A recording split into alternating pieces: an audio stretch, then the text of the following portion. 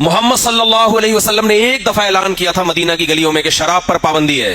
अरब सदियों से शराब पीते आ रहे थे और उनकी शराबें भी ऐसी नहीं होती थी जैसी आज। अंगूर और खजूर की पक्की शराबें जो बहुत ज्यादा नशावर होती हैं।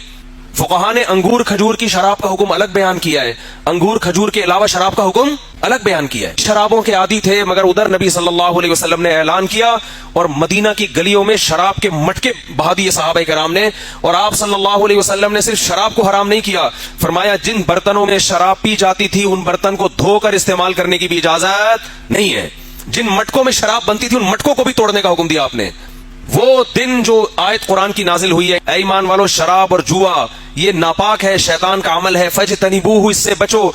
जिस दिन ये आयत नाजिल हुई है उस दिन से लेके 1400 साल तक ये आयत मुसलमानों को मोटिवेट कर रही है। और आज भी मुसलमानों में अक्सर ये शराब से दूर है। जो पीते हैं वो वही ज्यादातर पीते हैं जो गैर मुस्लिमों में